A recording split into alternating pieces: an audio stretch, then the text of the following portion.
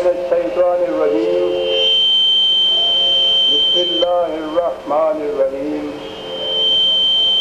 عزیزان من، آج جولائی 1981 کی 31 تاریخ ہے، رمضان المبارک کا آخری جمعہ۔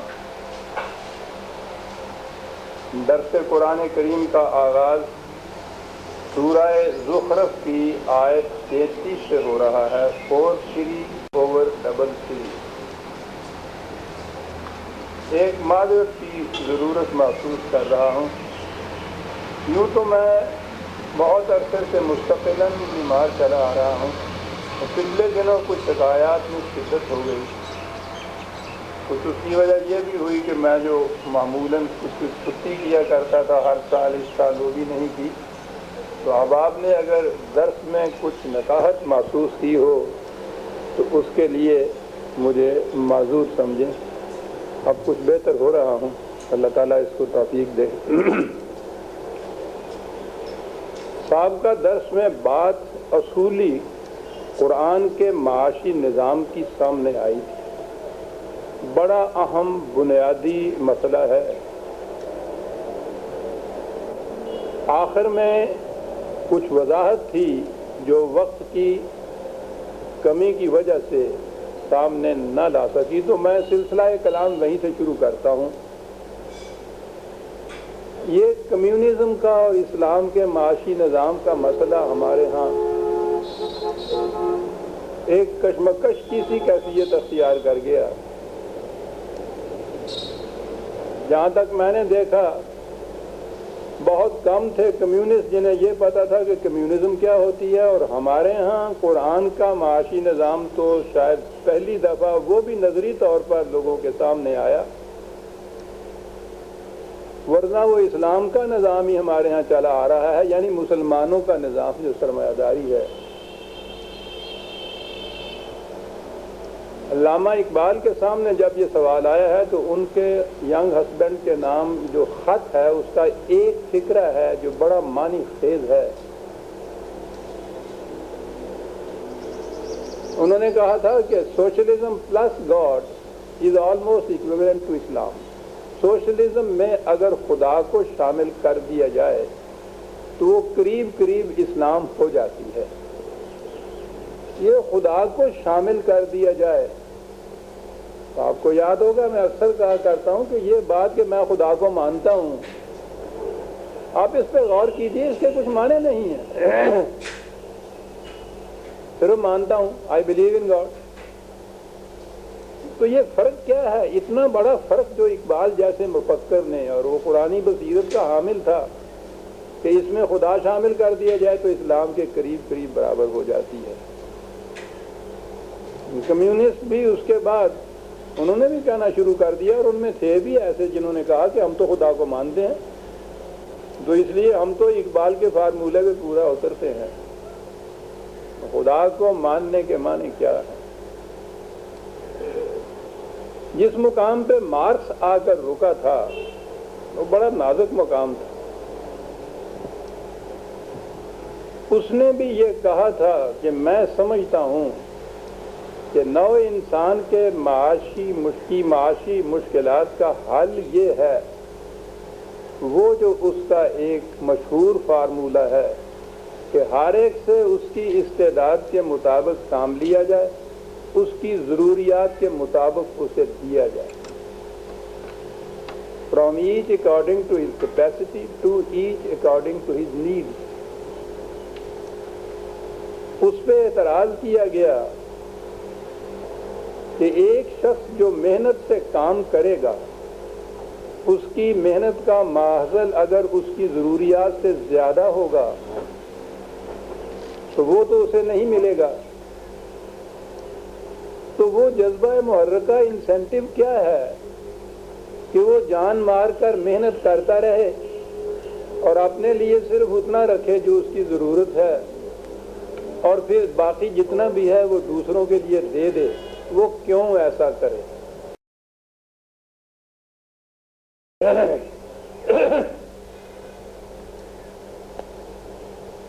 اس اعتبار سے میں دیکھتا ہوں کہ مارکس دیانتدار شخص تھا، اس نے کہا کہ حل تو یہی ہے جو میں کہہ رہا ہوں، لیکن یہ جو آپ پوچھتے ہیں کہ وہ جذبہ محرکہ کیا ہے، یہ میں نہیں بتا سکتا، میری سمجھ میں بات نہیں آ رہی۔ جب بھی کسی کی سمجھ میں یہ بات آئے گی وہ اسے عملاً رائج کر سکے گا جو میں آج نظری طور پہ کہہ رہا ہوں۔ اس لیے اس نے کہا کہ میں کمیونزم کو نافذ نہیں کر سکتا، میں نہ خود فریب ہوں نہ کسی کو فریب دینا چاہتا ہوں۔ لمبی کہانی ہے، اس کی اپنی پارٹی کے اندر اس کے اوپر بہت لے دے ہوئی اور بہت سے ممبر اس کو چھوڑ کے چلے گئے۔ اس نے کہا کچھ بھی ہو، بات یہ ہے وہ جذبہ محرکہ جو ہے وہ خدا پر ایمان پیدا کرتا ہے، اور بات پھر وہی آ گئی کہ خدا کو ماننا جو ہے وہ تو بات نہیں، خدا کا ماننا کیا ہے، لمبی چوڑی بات نہیں۔ پچھلے درس میں جو بات آئی تھی سامنے وہ ہے خدا کو ماننا۔ قرآن نے کہا یہ ہے کہ جتنے وسائل رزق ہیں، جہاں سے یہ پیداوار ساری ہوتی ہے، یہ زمین، یہ بارش، یہ ہوائیں، یہ سورج، یہ سب کی سب خدا کی طرف سے بلا مزد و معاولہ، بلا قیمت ملی ہے تمام نوع انسان کے لیے۔ اسے بھی اس نے اپنی نعمت کہا ہے، اور اس کے بعد کہا کہ انسانوں کے اندر جو صلاحیت ہوتی ہے اکتساب رزق کی، جسے اس نے کیپیسٹی کہا تھا، from each according to his capacity, اس کی صلاحیتوں کے مطابق کام لیا جائے۔ تو کام کرنے والے کے دل میں جو اعتراض پیدا ہوا تھا وہ یہی تھا کہ صلاحیتیں مجھ میں بہت زیادہ ہے، ان کی بنا پہ میں جو کام کرتا ہوں اس کا ماحصل میری ضرورتوں سے زیادہ ہے۔ دوسری چیز ہے انسان کی صلاحیتیں۔ تو قرآن نے یہ بتایا کہ جس طرح سے یہ خارجی دنیا میں ذرائع رزق اور وسائل رزق جو ہیں خدا کی طرف سے بطور نعمت ملے ہیں، یہ صلاحیتوں کی جو بنیادی چیز ہے انسان کے اندر، یہ بھی خدا کی طرف سے بلا مزد و معاوضہ ملی ہوئی ہے۔ زمین سے کچھ حاصل کرنے کے لیے تمہیں محنت کرنی پڑتی ہے، اسی طرح سے اپنی ان صلاحیتوں کو ڈیولپ کرنے کے لیے تمہیں محنت کرنی پڑتی ہے۔ تو اس نے کہا یہ کہ جو کچھ تم حاصل کرتے ہو اس میں تمہاری صرف محنت ہوتی ہے، اور اصول یہ ہے کہ لیس للانسان الا ما سعی، انسان اپنی محنت کے ماحصل کا مستحق ہے۔ یہ باقی چیزیں جو ہیں، اب یہ دیکھیے دو ٹکڑے جہاں سے سمجھ میں بات آئے گی کہ وہ خدا کس طرح شامل ہوتا ہے بالشویزم میں یا کمیونزم کے اندر۔ اصول تو وہی ہے جو اس نے بتایا تھا، ہر ایک اپنی استعداد کے مطابق کام کرے اور اسی کی ضروریات زندگی پوری ہوتی رہے نظام کی طرف سے۔ جذبہ محرکہ وہ کیا ہوگا جسے کہا خدا پر ایمان؟ وہ ایمان کیا ہے؟ ایمان یہ ہے جو پچھلی دفعہ بھی میں نے یہ پیش کی تھی، یہ آیت 16/53، وَمَا بِكُم مِّن نِّعْمَةٍ فَمِنَ اللَّهِ، یہ ہے ایمان خدا پر، کہ جتنی چیزیں اس معاشی نظام میں بطور نعمت کے خدا کی طرف سے ملی ہیں، یہ وسائل اور ذرائع رزق اور میری صلاحیتیں، ان میں سے کوئی چیز میری اپنی نہیں ہے، یہ سب خدا کی طرف سے ملی ہوئی ہیں۔ میں تو صرف محنت کرتا ہوں، محنت میری ہے اس میں۔ یہ جو ایمان ہے کہ ان میں سے کوئی چیز میری نہیں ہے، یہ نعمت ہے خدا کی جو ملی ہوئی ہے مجھے، یہ ایمان وہ جذبہ محرکہ پیدا کرتا ہے عزیزان من، کہ وہ زیادہ سے زیادہ محنت کرتا ہے اور اس کے بعد صرف اپنی ضرورت کے لیے اپنے پاس رکھتا ہے، اب یہ بھی نہیں ہے کہ اس کو مار مار کے اس سے کام لیا جاتا. جب یہ جذبہ محرکہ نہ ملا وہاں تو مارکس نے تو یہ کہہ دیا کہ میں کمیونزم کو انٹروڈیوس نہیں کر سکتا. بعد میں لینن وغیرہ نے جو انٹروڈیوس کیا تو انہوں نے کہا کہ کمیونزم کو تو ہم بھی نہیں نافذ کر سکتے, ہم سوشلزم کو نافذ کریں گے. اور سوشلزم میں بھی یہ کیفیت پیدا ہوئی ان کی کہ کام کرنے کے لیے کسی کو جذبہ محرکہ نہیں ملتا تھا, وہ ڈنڈے کے زور پہ کام لینا شروع کیا. ڈنڈے کے زور پہ تو کوئی اپنا جی لگا کر محنت نہیں کرتا تھا. یہ جو ناکامی ہوئی ہے روس کو بھی اور اس کے بعد چین کو بھی, وہ اسی لیے ہے کہ جذبہ محرکہ نہیں تھا. جذبہ محرکہ یہ اور وہاں اس لیے نہیں تھا کہ وہ تو سرے سے خدا ہی کے قائل نہیں تھے, اور جو خدا کے قائل ہیں یہ مغرب کی قوتیں, وہ اتنی ہی قائل ہیں جتنی ہم لوگ قائل ہیں کہ میں خدا کو مانتا ہوں, میں مانتا ہوں. یہ فرق کیا پڑا؟ ایک سرمایہ دار ملک جو ہے وہ کہتا ہے امریکہ اور انگلستان ہم خدا کو مانتے ہیں, وہ روس کہتا ہے ہم نہیں مانتے ہیں. ان دونوں میں فرق کیا ہے؟ فرق فریب دہی کا ہے.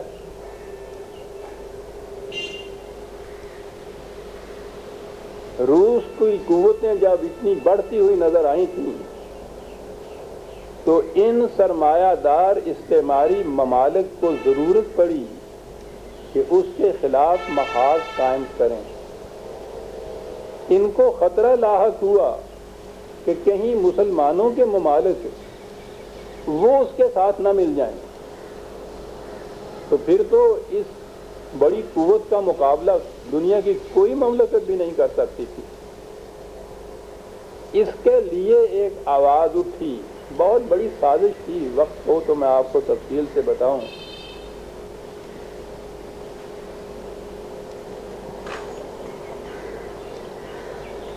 نعرہ یہ بلند ہوا, روس نے یہ چیز کہی تھی, workers of the world unite together, اور دنیا کے محنت کشو آؤ اکٹھے ہو جاؤ. انہوں نے ایک نعرہ دیا اور وہ یہ تھا کہ believers in God unite together, آؤ خدا کے ماننے والوں اکٹھے ہو جائیں ہم. یعنی جان بچانی تھی اپنی. رشیا کے ریچھ تھے اور اس کے لیے دعوت دی جا رہی تھی یہ مسلمانوں کے ممالک کو کہ آؤ ہم بھی بلیورز ان گاڈ ہیں, تم بھی بلیورز ان گاڈ ہو. کیا بات, آؤ اکٹھے ہو کے اس دہریت کا مقابلہ کریں. یہ تو خدا کے منکر ہیں. آپ کو دیکھا کہ یہ مذہب سے کیسا کام لیا جاتا ہے.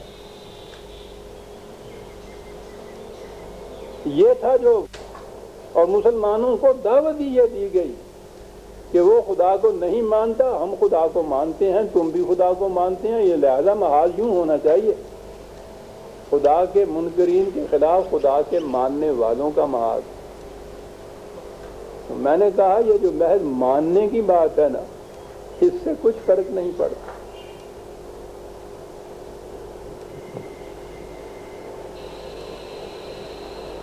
ابھی وہ ہے خدا نے جو اقدار اور اصول زندگی کے دیے ہیں ان پر یقین رکھنا اور اس کے مطابق پھر زندگی اس نہج کے اندر ڈھالنا, یہ ہے خدا پر ایمان. اور زیر نظر جو ہمارے ہاں مسئلہ ہے اس میں یہ کہ جو چیزیں بطور نعمت خدا کی طرف سے ملی ہیں وہ میری ملکیت نہیں ہیں, ان پہ میرا کوئی حق ہی نہیں ہے. ان سے جو کچھ حاصل ہوتا ہے وہ میں تو اس میں اپنی جو محنت کرتا ہوں اسی کا مستحق ہوں. باقی جتنا سامان ہے, جتنے وسائل ہیں, جتنی صلاحیتیں ہیں, یہ میری نہیں ہیں, یہ خدا کی عطا کردہ ہے.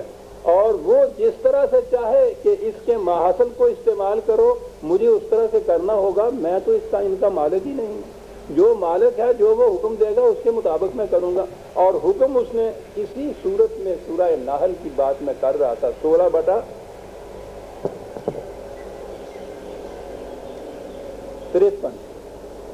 اور یہ ہے 16/71, بڑی اہم آیت. لیکن وہ جو قرآن نے کہا ہے کہ یضل بہ کثیرا و یہدی بہ کثیرا، اسی قرآن سے صحیح راستہ ملتا ہے، اور اسی قرآن کو جب اپنے مقصد کے لیے استعمال کیا جائے تو گمراہی بھی اسی سے لے۔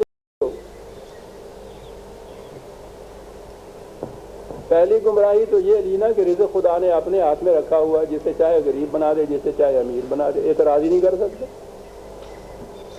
یہ آیت جو بڑی عظیم آیت تھی، اس معاشی مسئلے کو حل کرنے کی کلیدی آیتیں اگر آپ مجھ سے پوچھیں تو یہ دو آیتیں ہیں، یہی کہ یہ نعمت ہے خدا کی، میری ملکیت اس میں نہیں کچھ۔ اب اگلی بات آئی، واللہ فضل بعضکم علی بعض فی الرزق، کہا یہ حقیقت ہے، اس سے ہم انکار نہیں کرتے کہ اکتساب رزق کی صلاحیتوں میں فرق ہے۔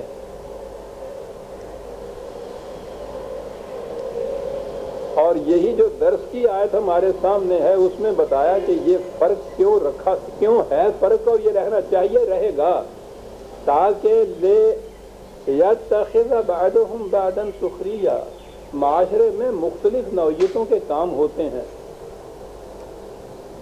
اس میں مختلف صلاحیتوں کی ضرورت ہوتی ہے، اس لیے اختلاف صلاحیت اس مقصد کے لیے ہے۔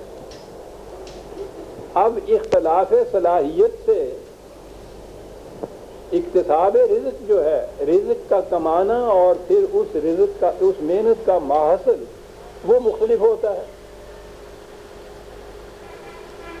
ایک انجینئر گھنٹے بھر میں محض فکری طور پر جو چیز پیدا کرتا ہے، مزدور سارے دن میں وہ پیدا نہیں کر سکتا۔ یہی وہ چیز ہے جو سرمایہ داری کی بنیاد بنتی ہے۔ وہ کہتے ہیں کسی کو کیا حق حاصل ہے کہ وہ جو زیادہ پیدا کرنے والا ہے اس سے وہ چھین لیا جائے، وہ اس کا حق ہے، وہ اس کا مالک ہے۔ واللہ فضل بعضکم علی بعض فی الرزق، کہا یہ صحیح ہے، اکتساب رزق کی صلاحیتوں میں اختلاف ہے، اسی سے کاروبار حیات چلتا ہے۔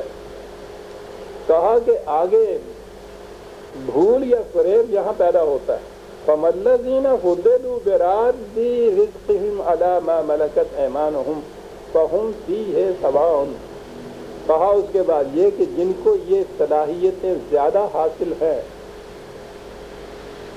وہ کام کرتے ہیں، کچھ لوگ ان کے زیر سرکردگی کام کرتے ہیں، ان کے ماتحتی میں کام کرتے ہیں، ان کی صلاحیتیں ان سے کم ہوتی ہیں۔ اب ان دونوں کے اشتراک سے جو ماحصل ہوتا ہے اس میں سے یہ جو بڑی صلاحیتیں والے ہیں وہ اس نسبت سے زیادہ خود لے جاتے ہیں، وہ کہتے ہیں کہ یہ تو ہماری صلاحیتوں کا نتیجہ ہے، اور انہیں کم از کم اس میں سے دیتے ہیں کیونکہ ان کی صلاحیتیں کم ہیں۔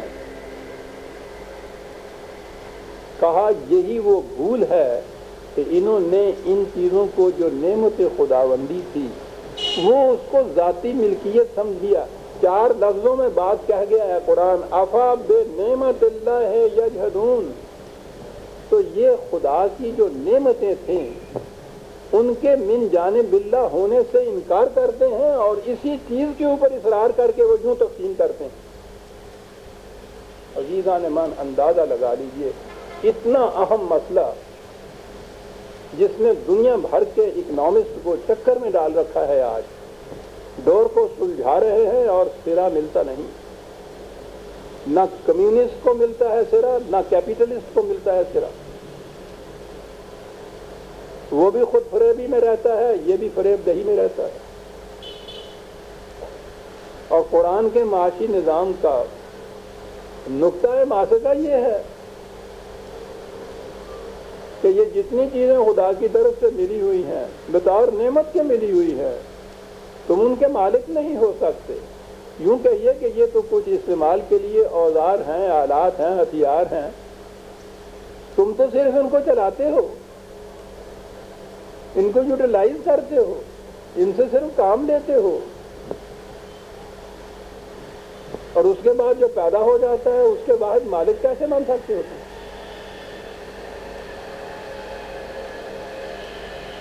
یہ جو خدا کو ماننا ہے وہ اس بات کا ماننا ہے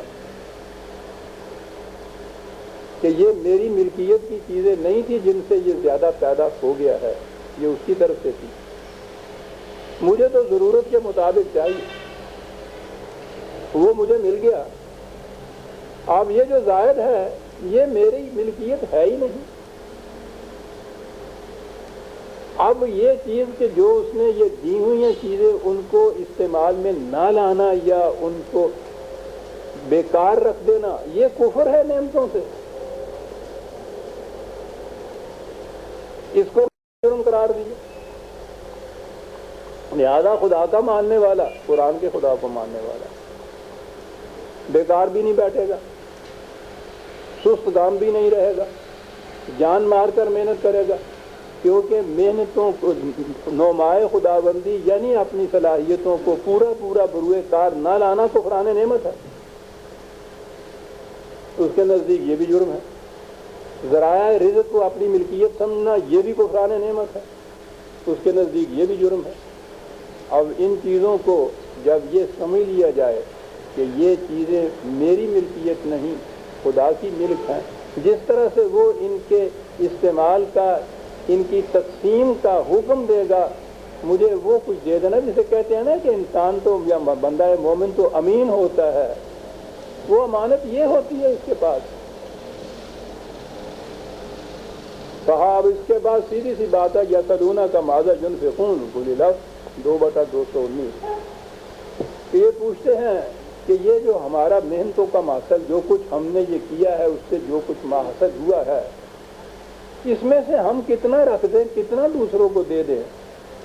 تو کہا تمہاری اپنی ضرورت جن سے پورا ہوتی ہے بس تم اتنا رکھ لو، باقی اس سے فاضل جو ہے وہ ان کو دے دو جن کی ضرورتیں اپنی محنت سے پوری نہیں ہو رہی، یہ تمہارا ہے ہی نہیں، اب تم نے رکھنا کہا کے لیے ہے جب ضرورتیں پوری ہوں۔ یہ شرط ہو گئی عزیز عالمان، یہ اس معاشرے میں نافذ ہو سکے گا نظام جس معاشرے میں پہلی چیز یہ ہو کہ معاشرہ اس کی ضمانت لے، ذمہ داری لے کہ ہر فرد کی ضروریات زندگی وہ پوری کرے گا۔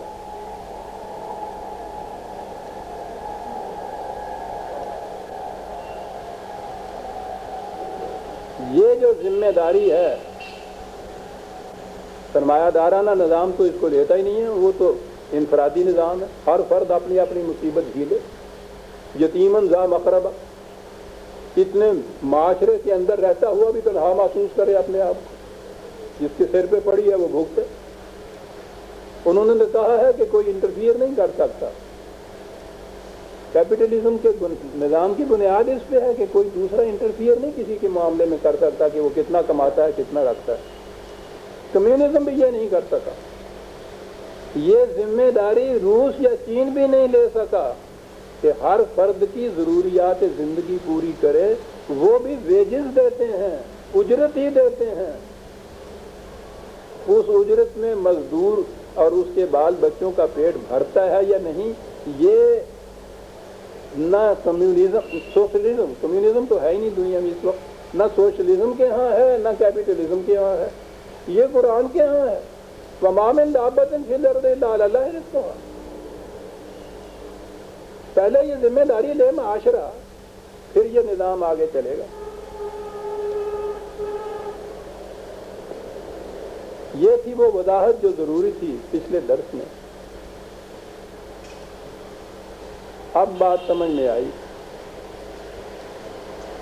کہ وہ جو نعرہ بلند کیا گیا تھا believers in God unite together, پوچھنا تو ان سے یہ تھا، اور قرآن تو پہلے دن یہ پوچھتا ہے، وہ تو سارے اہل کتاب سے کہتا ہے کہ آؤ ایمان لاؤ، ان کا یہ پہلے ازیوم کر دینا کہ ہم بھی ایمان لائے ہوئے ہیں تم بھی ایمان لائے ہوئے ہو، اکٹھے ہو جائیں، وہ تو ان کو دعوت دیتا ہے کہ ایمان لاؤ، اور انہی کو نہیں دعوت دیتا۔ یا ایھا الذین آمنوا آمنوا باللہ، اے مسلمانوں جو اپنے آپ کو سمجھتے ہو کہ ہم ایمان لائے ہیں، ایمان لاؤ خدا پر۔ وہ تو انہیں بھی ایمان لانے کو کہتا ہے، تو جو انہوں نے نعرہ بلند کیا نہ وہی خدا پہ ایمان لائے تھے نہ جن سے کہہ جایا تھا وہی خدا پہ ایمان رکھتے تھے۔ ہم کب خدا پہ ایمان رکھتے ہیں؟ ایک فریب ہے اس لفظ کے اندر کہ ہم مانتے ہیں خدا کو، وہ نہیں مانتے خدا کو۔ اگلی بات قرآن نے کہا یہ اتنا جو اہمیت ہم دے رہے ہیں اس معاشی نظام کو، اس کیپیٹلسٹک سسٹم کو جو مٹانے کے لیے اتنا ہم زور دے رہے ہیں، مقصد اس سے کیا ہے؟ اگلی آیت آ گئی، اب 33ویں جہاں سے آج کا درس شروع ہوتا ہے۔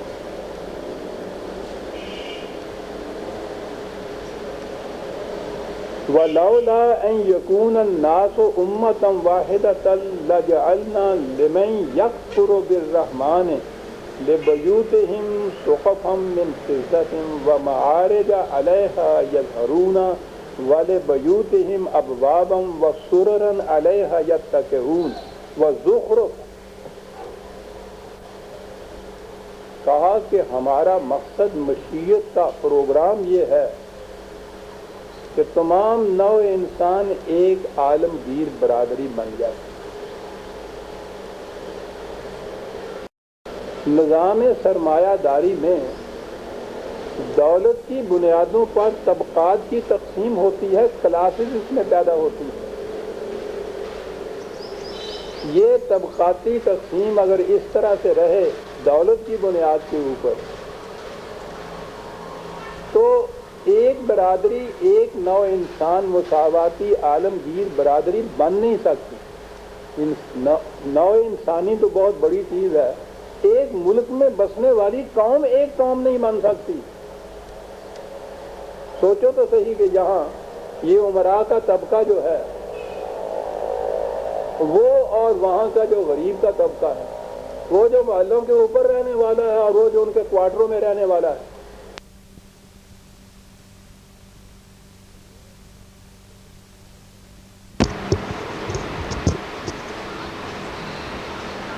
کیا ان میں انسانی مساوات ہے؟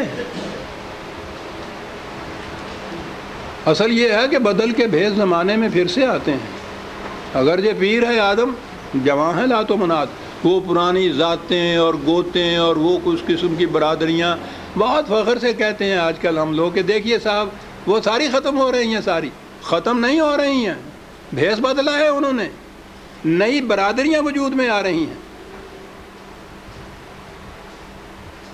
نئی یونینز بن رہی ہیں، نئے حلقے بن رہے ہیں، نئے طبقات بن رہے ہیں۔ بات وہی ہے کہ نو انسان کو ایک امت واحدہ نہیں بننے دینا۔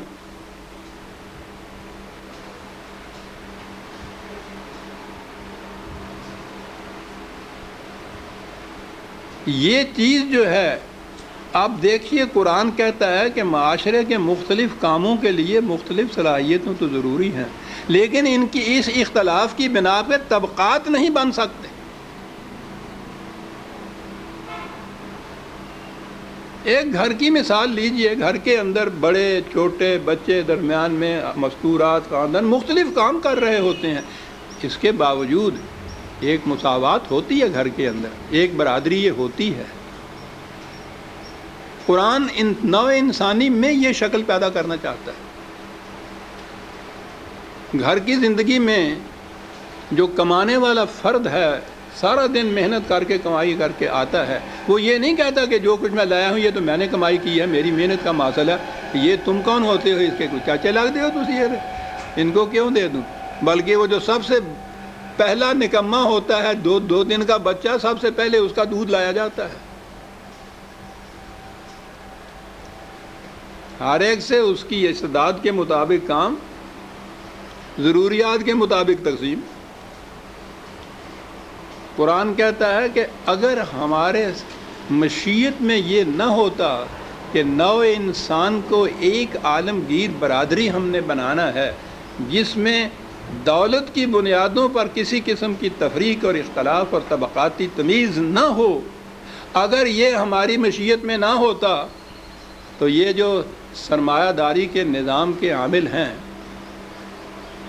کیفیت ان کی ہم یہ کر دیتے کہ ان کے گھروں کی چھتیں چاندی کی ہوتی، سیڑھیاں چاندی کی ہوتی، ان کے صوفے اور ان کے دروازے جو ہے وہ سونے کے ہوتے، نہایت چمک دمک ان کے اندر ہوتی۔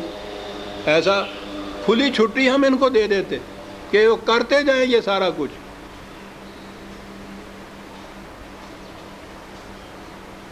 کہا یہ اس لیے ہم ایسا انتظام کرتے ہیں کہ ان کو کھلی چھٹی نہ ملے، اور ہم یہ نظام دیتے ہیں جس میں یہ چیز نہ ہو، اس لیے کہ ان کی اس روش سے انسانیت ایک عالمگیر برادری نہیں بن سکتی، اور ہماری مشیت یہ ہے کہ آخر الامر ایسا ہو کہ نو انسانی ایک برادری بن جائے۔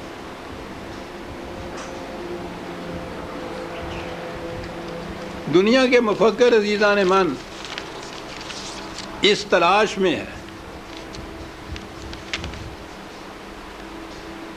ان کی تلاش اور ان کی پکار کے لیے تو میں بہت کچھ پیش کر سکتا ہوں، میری کتابوں میں بہت کچھ آیا ہوا ہے، نظام ربوبیت میں بہت کچھ ہے۔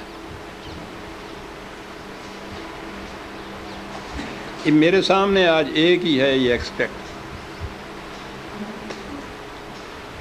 سویڈن کی مملکت ویلفیئر سٹیٹ میں دنیا میں سب سے آگے ہے، فلاحی مملکت جسے کہتے ہیں، جہاں دعویٰ یہ ہے کہ کوئی فرد بھوکا نہیں رہتا، وہاں وہ ویلفیئر سٹیٹ اس قسم کی ہے۔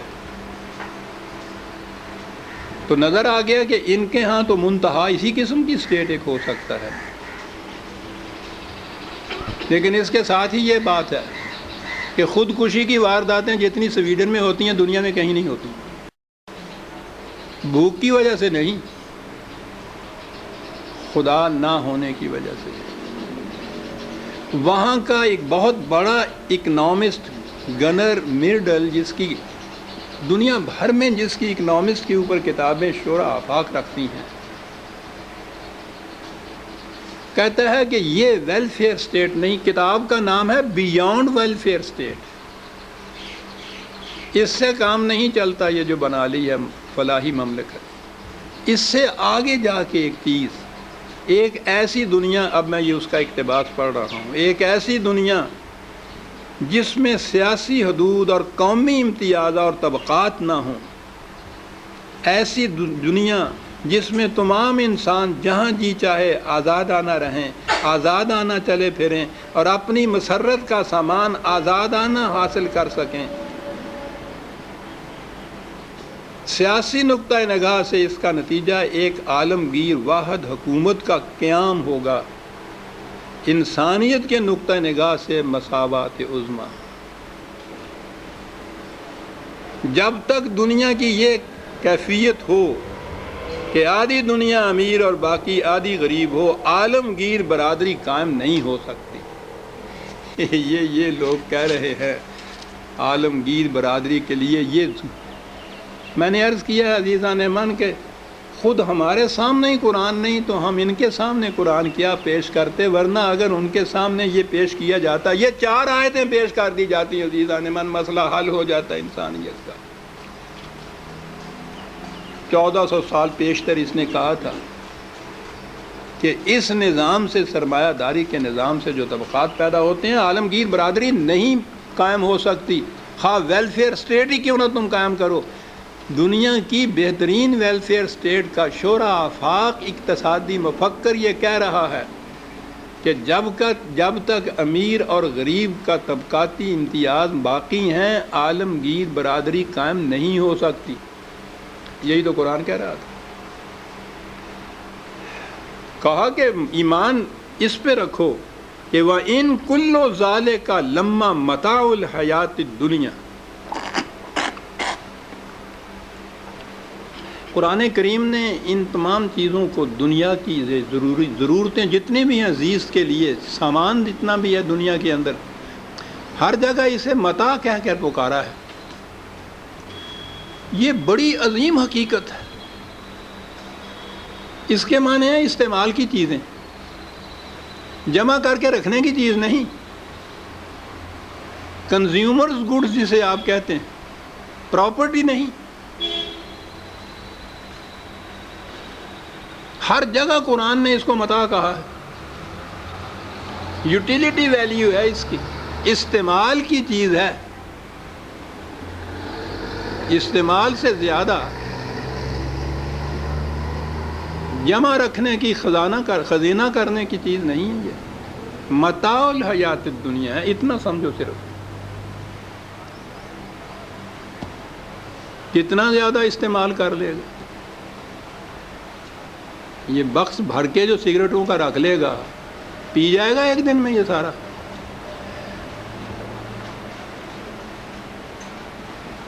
صابن کی ٹکیوں سے جو ایک صندوق بھر لے گا، کھا جائے گا سارا دن. استعمال کی چیز قرآن نے ایک لفظ میں مسئلہ حل کر دیا. روٹیاں کتنی کھا جائے گا؟ کتنی کیا؟ یہ جو بڑے بڑے امیر ہیں وہ تو جسے پھلکے کا پردہ کہتے ہیں، میں نے وہ کھاتے ہوئے ان کو دیکھا. کروڑوں پتی ان کے ساتھ تعلقات تھے. آخری عمر میں نے دیکھا ان کی کیفیت یہ تھی کہ ہر وقت دماغ پہ سوال ہوتا تھا ان کے ہاں کہ بھائی وہ وہاں سے جو امپورٹ کیا تھا آ گیا ہے نا، دیکھو اکاؤنٹ بک میں درج ہو گیا ہے. مونگ کی دال کا اس کو شوربہ کہہ لیجیے، پانی جڑا ہوں، اس میں روٹی کی چپاتی کا جو پردہ ہوتا ہے نا پیچھے، وہ بھگو کے کھا رہے تھے. اور وہ ان کو بتا رہے تھے اکاؤنٹنٹ اپنے کو کہ وہ جو آ رہا تھا امپورٹ، وہ 50 لاکھ کا مال وہ آ چکا ہوا ہے، جمع مال ہوا عددہ. زندگی کا نصب العین رہ گیا کہ جمع کرو اور گنتے چلے جاؤ کتنا ہوا. اور جہاں تک متاع الحیات کا تعلق ہے، مونگ کی دال کا شوربہ اور پھلکے کا پردہ، اور اس کے ساتھ ڈاکٹر صاحب کی دوائیاں. اس کے لیے بھی متاع الحیات تو اتنی تھی اور ہوس اتنی تھی. الہاکم التکاثر حتی زرتم المقابر. یہ کیوں یہ کچھ کر رہا تھا؟ یہ اگر کوئی مثلاً آدم جی تھا تو اس نے دیکھا کہ داؤد والا جو ہے اچھا اس نے اور لگا لیا. قرآن یہ کہتا ہے کہ یہ ہوس جو ہے یہ چین سے نہیں ان کو دیتی. اگر صرف متاع الحیات الدنیا تک پہنچتے اس کی تو حد ہوتی ہے. کتنی روٹیاں کھا جائے گا، کتنا صابن استعمال کر جائے گا، اس کی تو حد ہے. ہوس کی کوئی حد نہیں ہوتی، تکاثر کی کوئی حد نہیں ہوتی. متاع الحیات الدنیا عزیزان من، ایک لفظ میں قرآن سارا مسئلہ حل کر جاتا. او کاش عزیزان من پتہ نہیں کب تک یہ باتیں آپ سے کر سکوں. قرآن کو اس طرح سے سمجھا کیجیے. کیوں ہر جگہ وہ یہ کہتا ہے متاع ہے، یہ صرف کیوں کہتا ہے کہ اس کی ویلیو ساری یوٹیلیٹی کی، استعمال کی چیزیں ہیں، یہ جمع کرنے کی نہیں. متاع الحیات الدنیا، نظام وہ کہ کوئی متاع الحیات الدنیا سے محروم نہ ہو اور متاع سے زیادہ کسی کے پاس رکھا ہوا نہ ہو. بس سیدھی سی بات ہے. متاع الحیات الدنیا. عزیزان مان، یہ ترجمے، یہ تفسیریں کیا قرآن کو بیان کریں گی کہ وہ کیا لفظ کیا جاتا ہے. متاع الحیات الدنیا، اس سے زائد جو ہے والآخرۃ عند ربک للمتقین، اس کے قوانین کا خیال رکھنے والے، اس کے مطابق چلنے والے. اس سے زیادہ اس کے بعد جو کچھ بھی ہے وہ سارا وہ سمجھتے ہیں کہ وہ خدا کا، اس کے ہاں سے یہ ملے گا. خدا کا ماننا سمجھ لیا. کہا یہ سب چیزیں سمجھا بھی دو، آ بھی جائیں. وَمَن يَعْشُ عَن ذِكْرِ الرَّحْمَنِ نُقَيِّضْ لَهُ شَيْطَانًا فَهُوَ لَهُ قَرِينٌ. کہا بڑی مشکل یہ ہے کہ یہ سرمایہ دار اکیلا ہی کچھ کم نہیں ہوتا، پھر مصاحب آ جاتے ہیں اس کے گرد و پیش کہ ہاں سا وہ سودا کر لینا بہت اچھا ہے. اس میں یہ چیز جو ہے اس ترکیب سے ہو سکتی ہے. سرمایہ دار دولت والا ہو، سرمایہ دار حکومت والا ہو. قرآن نے تو یہ کہا ہے میں یاشو عن ذکر. کیا بات لفظ ہے یہ یاشو کی. آخری معنی تو اعراض برتنا بھی ہوتا ہے، اصل میں اس کے معنی ہوتے ہیں یہ جو چیزیں وہ بتایا نا کہ چاندی کے، سونے کے، یہ سارا کچھ نگاہ میں جو خیرگی پیدا ہوتی ہے نا، چکا چوند ہو جاتی ہیں چمک سے، اس کو کہتے ہیں. یہ لفظ جو ہے یاشو، اس کا بنیادی مادہ ہے کسی کی مصنوعی چمک دمک سے آنکھوں میں خیرگی پیدا ہو جائے. جن کی نگاہوں میں یہ خیرگی پیدا ہو جاتی ہے تو قانون خداوندی صاف صاف ان کو نظر نہیں پھر آتا. جس کی یہ کیفیت پیدا ہو جاتی ہے، کہا پھر اس پر مسلط ہو جاتے ہیں یہ آ کے مصاحب. یہ اگلی آیت کے اندر اسی کو شیطان کہا ہے. کئی آیتیں اور ہیں. یہ نہیں، اسی میں تو ہے شیطانن، بیچ میں سے نقطہ آ گیا، یہ جو ہے نا کہ شیطان گمراہ کر دیتا ہے انسان کو آگے. یہ انسان کا اپنا نفس خود بڑا مکار واقعہ ہوا ہے. یہ نہیں کہتا میں گمراہ ہو جاتا ہوں،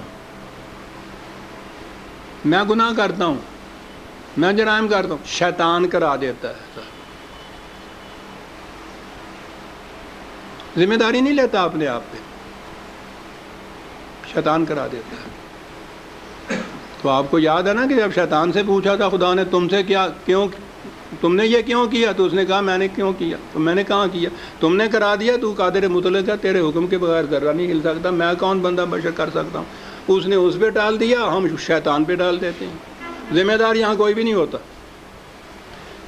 قرآن کہتا ہے، غور سنیے عزیزان من، یوں قرآن کو سمجھیے گا، میں یاشو عن ذکر الرحمن نقیض لہ شیطان. شیطان اس پہ مسلط ہوتا ہے جو پہلے خود خدا کے قانون سے آنکھوں کو چنیا لیتا ہے، ورنہ ہو ہی نہیں سکتا. پہلے یہ چیز کہی، میں یاشو الرحمن، ادھر سے اراد برتتا ہے تو آ جاتا ہے اس کے اوپر. فہوا لہو کریم لفظ ہے قرآن کا، مصاحب کی شکل میں آ جاتا ہے. اور میں نے پچھلی دفعہ بھی کہا تھا، یہ جو لفظ ہے نقیض، اس طرح سے کسی کے اوپر مسلط ہونا جیسے انڈے کا خول انڈے کے اوپر مسلط ہوتا ہے، باہر کی آواز تک اندر نہیں جانے دیتا، ہوا تک نہیں جانے دیتا، اندر کی آواز باہر نہیں آنے دیتا، یوں مسلط ہوتے ہیں. عجیب چیز ہے قرآن کی صاحب. کبھی آپ نے دیکھا ہو مصاحب کیا کرتے ہیں تو پھر پتہ چلتا ہے یہ کیا کہہ گیا ہے.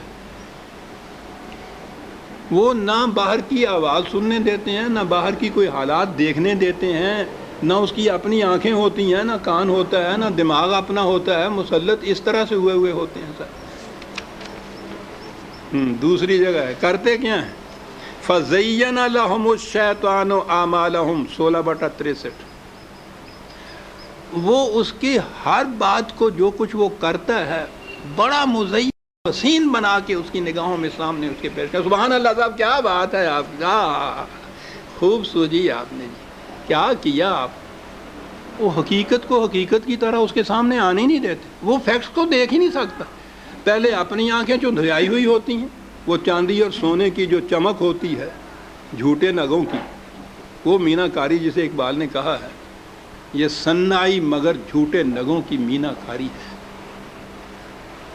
اور اس کے اوپر یہ مسلط ہوتے ہیں. فَزَيَّنَ لَهُمُ الشَّيْطَانُ، اس کی ہر بات کو مزین کر کے دکھا دیتے ہیں. وَإِنَّهُمْ لَيَصُدُّونَهُمْ عَنِ السَّبِيلِ وَيَحْسَبُونَ أَنَّهُمْ مُهْتَدُونَ. وہ انہیں صحیح راستے کی طرف آنے سے روکتے رہتے ہیں، رکاوٹیں پیدا کرتے رہتے ہیں کہ ادھر آئی نہ سمجھے، اور اسے مطمئن کر دیتے ہیں کہ آپ بالکل ٹھیک سچے راستے پہ چلے جا رہے ہیں. یہ بات جو ہے کہ وہ مطمئن ہوتا ہے کہ میں صحیح راستے پہ جا رہا ہوں، صحیح راستے پہ آنے نہیں دیتے اور اس کو مطمئن کر دیتے ہیں کہ وہ صحیح راہ راست پہ ہے. یہ کون کرتے ہیں؟ یہ مذہبی پیشوائیت ہے. نیکیوں کے کام ان کو وہ بتاتے رہتے ہیں کہ جس میں یہ چیز تو نہ آئے کہ یہ جو انبار دولت ہے، یہ شخصی حکومتیں ہیں، یہ ساری قانون خداوندی کے خلاف ہے. یہ نہیں، یہ نیکیوں کے کام پھر ان کو کرانے لگ جاتے ہیں اور کہتے ہیں کہ بھائی کیا بات ہے، بہت بڑی خدمت آپ اسلام کی کر رہے ہیں. صاحب اس کو الجھائے رکھتے ہیں، اس کے اندر پختہ تر کر دو مزاج خانقاہی میں اسے. کیا بات ہے. وَيَحْسَبُونَ أَنَّهُمْ مُهْتَدُونَ. وہ سچ مچ سمجھنے لگ جاتا ہے کہ میں بالکل صحیح راستے پہ جا رہا ہوں. آہا، قرآن ہے عزیزان من. کہتا ہے وہ اس فریب میں تو رکھتے ہیں اس کو، اور وہ فریب کھا بھی جاتا ہے ان کا. حتی اذا جاءنا قال یا لیت بینی و بینک بعد المشرقین فبئس القرین. کہتا ہے جب پھر وہ تباہی آتی ہے تو اس وقت وہ سر پیٹتا ہے تمہارا ستیہ ناش بیڑا غرق، تم بھی ڈوبے مجھے بھی ڈبا دیا، ایک کاش میرا ان کا کبھی واسطہ ہی نہ پڑتا. جی لیکن وَلَن يَنفَعُكُمُ الْيَوْمَ إِذ ظَّلَمْتُمْ أَنَّكُمْ فِي الْعَذَابِ مُشْتَرِكُونَ. کہا کہ آج یہ کچھ کہنا اور یہ اس قسم کی توبہ کچھ فائدہ نہیں دے سکتی. اِذ ظَّلَمْتُمْ، اپنے وقت میں تم نے اتنے ظلم کیے، آج یہ کچھ کہتے ہو، پھر ان کے سر دھرتے ہو کہ انہوں نے یہ کچھ کیا. وہ کہیں گے کہ ہم نے تو کچھ نہیں کیا، یہ خود ہی یہ کچھ کرتا تھا. کہا سوال ہی نہیں ہے. فی العذاب مشترکون، دونوں کے دونوں تم عذاب کے اندر، تباہی کے اندر ہو. اور وہ ہوتا ہی ہے سر، وہ تو مشترک ہوتے ہیں اس میں. یہ رسول ان کی یہ حالت ہو گئی، خود قانون کی طرف سے اعراض برتا، مساحب مسلط ہو گئے، فریب نفس میں مبتلا ہو رہے ہیں، آواز سے ہی سن نہیں سکتے، انڈے کا خول ان کے اوپر چڑھا ہوا. تو کہا اوا انت تسمع الصم، وہ ان بہروں کو تو سنا رہا ہے. او تہدی العمی، اندھوں کو تو صحیح راستہ دکھا رہا ہے. انہوں نے تو خود اپنے کانوں میں اس قسم کے ڈانٹ لگا دیے، آنکھوں پہ پردے ڈال دیے. تو عزیزان ایمان، میں آپ تو ایک طرف رہے، رسول کی آواز بھی وہ سن سکتا تھا جو اپنے کانوں کو کھلا رکھے، اس کی روشنی سے بھی مستنیر وہ ہو سکتا تھا جو اپنی آنکھوں کو کھلا رکھے. اتنا بڑا سورج کیا کر لے گا اگر تم آنکھیں بند کر لو گے تو؟ وہ تو کچھ نہیں کر سکتا. آنکھوں کا کھلا رکھنا ضروری ہے. افانت تسمع الصم او تهدی العمی ومن کان فی ضلال مبین. کہا یہ تو جو ان کو ہر بار یہ کہتا رہتا ہے کہ یہ بھی تباہی آئے گی، اس سے بھی تباہی آئے گی، اس سے باز آ جاؤ، یہ جو نصیحت کرنے والا ہے، کہا یہ پھر اب دعائیں مانگ رہے ہیں کہ یا اللہ یہ کسی طرح جلدی سے مربر آ جائے تو جان چھوٹے ہماری، صبح شام صبح شام اس نے تو یہ کچھ کہا. ان سے پوچھو فَإِمَّا نَذْهَبَنَّ بِكَ فَإِنَّ مِنْهُمْ مُنْتَقِمُونَ. کہا یہ جو کچھ تباہیاں ان پہ آنی ہیں، یہ نہیں ہے کہ یہ تو ان کو کہتا رہتا ہے یہاں بیٹھا ہے تو تیری وجہ سے آئیں گی، یہ تو ان کے اپنے ظلم کی وجہ سے آنی ہے، تو ہو یا نہ ہو. ان سے کہو کہ میرے مرنے سے تم نجات نہیں پا جاؤ گے.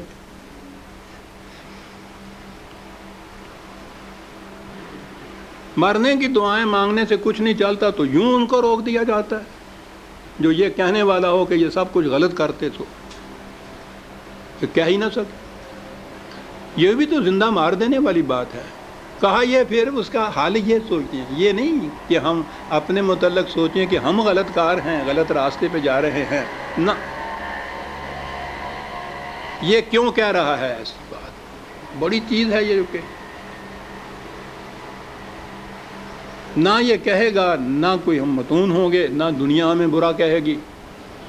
یہ کیوں کہہ رہا ہے؟ جائے یہاں سے کسی طرح سے آپا مک. کہا کہ اس کے جانے اور رہنے سے بات نہیں ہے، یہ تو تمہارے اپنے جرائم ہیں جن کی وجہ سے یہ تباہی آنی ہے. او نُرِيَنَّكَ الَّذِي وَعَدْنَاهُمْ فَإِنَّا عَلَيْهِمْ مُقْتَدِرُونَ. تمہاری زندگی میں یہ کچھ ہو جائے، تمہارے مرنے کے بعد یہ کچھ ہو جائے، اس سے کچھ فرق نہیں پڑتا. انا علیہم مقتدرون، ہمارا قانون مکافات عمل ہے جو ان کے اوپر قادر ہے.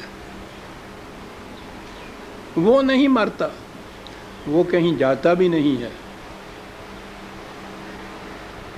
وہ تو عمل کے اندر ہی وہ تباہی مضمر ہوتی ہے.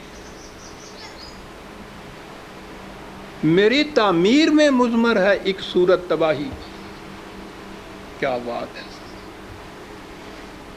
وہ تباہیاں اس کے اندر مضمر ہوتی ہیں، کہنے والے کی وجہ سے نہیں آتی، اس کے چلے جانے سے یہ مٹ نہیں جاتی، اس کی زبان بند کرنے سے بھی یہ غیر مؤثر نہیں ہو جاتی. یہ تو تباہیاں ان کے اندر ہیں. بچنا چاہتے ہو تو ان جرائم سے بچو، اپنے آپ کو بچاؤ، بس پھر ٹھیک ہے. ان کے لیے بد دعائیں مانگنا اور یہ طریقہ سوچنا. کہا کہ یہ کچھ تم کرتے رہو، اس سے نہ اپنی جان کو کھپاؤ کہ یہ کیوں اس کے باوجود تباہ ہو رہے ہیں. کہا تمہارا کام یہ تھا کہ ان کے بتا دیتے کہ یہ سنکھیا ہے، اس کے کھانے سے تمہیں موت ہو جائے گی. تمہیں وکیل نہیں مقرر کیا گیا، محافظ نہیں مقرر کیا گیا، جابر نہیں مقرر کیا گیا کہ ان کا ہاتھ پکڑ لو. ہم انسان کے اختیار و ارادے کو سلب نہیں کرنا چاہتے. یہ الگ بات ہے کہ زندگی ہو یا ہلاکت ہو، الا بینہ آئے گی، دلائل و برہان کی روح سے آئے گی، وہ ان کو سمجھاتے جاؤ تمہارا کام اتنا ہے. یہ سمجھنے سوچنے کے باوجود اگر وہ سنکھیا پھانک لیتا ہے تو یقیناً ہے ہلاکت اور موت تو یقینی ہے. بس تیرا کام اتنا ہے رسول، اس سے زیادہ اپنی جان کو نہ بھلاؤ. فاستمسک بالذی اوحی الیک انک علی صراط مستقیم. تم خود اس وحی کے ساتھ متمسک رہو، اور جب وحی کے ساتھ متمسک رہو گے تو تم خدا کی بتائی ہوئی سیدھی راہ کے اوپر چلتے جاؤ گے. تمہاری ذمہ داری اتنی ہی ہے. حضور سے کہا گیا ہے کہ تمہاری ذمہ داری یہ نہیں ہے کہ ان کو راستے پہ چلاؤ بھی، ذمہ داری یہ ہے کہ بتا دو کہ راستہ صحیح کون سا ہے. اس لیے تم وحی کے ساتھ متمسک رہو، اور یہی صراط مستقیم ہے. کہا ان لوگوں کی بات تمہیں بتائیں، بڑا عمدہ یہ چیز ہے. اِنَّهُ لَذِكْرٌ لَكَ وَلِقَوْمِكَ. یہ جو کہا ہے کہ وحی کے ساتھ متمسک رہو، یہ وحی کیا ہے؟ اس کے ساتھ تمسک جو ہے، اس کے ساتھ وابستگی جو ہے، یہ کیا کرے گی؟ ایک لفظ ہے، ذکر کا لفظ. اب ترجمہ میں یہ ذکر آئے اور ذکر ہمارے سامنے ہو جو ہوتا ہے. اب یا تو لوگوں کو محلوں میں داڑھ پیڑ ساؤنڈ نہیں دیندی، یا یہ ذکر نہیں رات میں ساؤنڈ دیندی.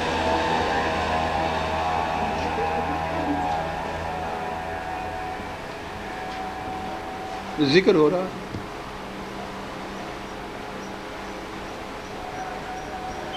سینکڑوں دل کے مریض، ہارٹ کے مریض ان ذکر کے مارے ہوئے ہوتے ہیں. تو پوچھو نہیں کہ یہ آپ کا یہ بندہ ناچیز سخت جان کتنا تھا جو بچ گیا. بچ کہاں گیا؟ آج تک وہ ساری چیزیں اس کی جو سانپ کی لکیریں ہیں چلی جا رہی ہیں. جو ابھی میں نے کہا ہے نا کہ مستقل بیمار رہتا ہوں، یہی ذکر تھے جن کے مارے ہوئے. ذکر کا ترجمہ یہ ہو گیا، ذکر یہ کیا اور کر لیا. قرآن کہا ہے کہ یہ تیرے لیے اور تیری قوم کے لیے ذکر کا موجب ہے. سوچو تو صحیح کیا بات ہوئی. ذکر کے معنی ہیں شرف اور عزت اور تکریم اور ربت اور بلندی اور سربلندی. کہا یہ جو کچھ تو ان سے پیش کر رہا ہے، تمہیں کہا ہے کہ اس کے ساتھ تمسک رکھو، تمہارے لیے بھی لے قوم، اور اس تمہاری قوم کے لیے بھی شرف اور عزت کی باعث ہے یہ جو کچھ ہم پیش کر رہے ہیں. اور دوسری جگہ بڑی عمدہ انداز میں بات کی ہے. 23/71 23/71 ہی ہے. کیا بات ہے سر.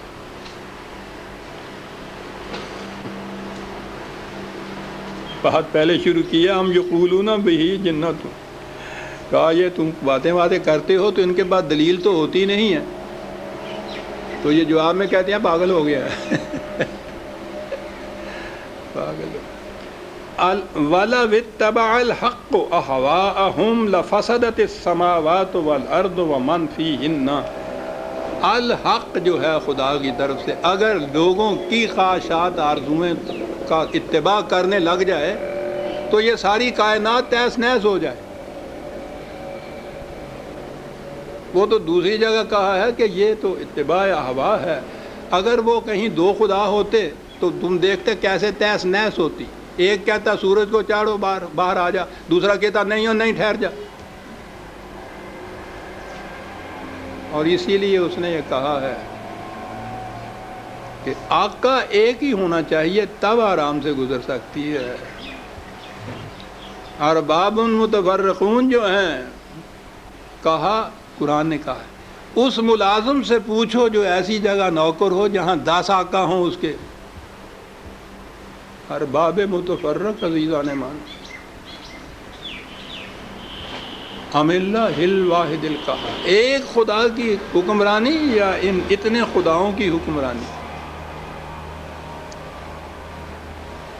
کہا ارض و سما میں فساد برپا ہو جائے اگر حق لوگوں کی آرزوؤں کی، لوگوں کی خواہشات کا اتباع کرنے لگ جائے تو.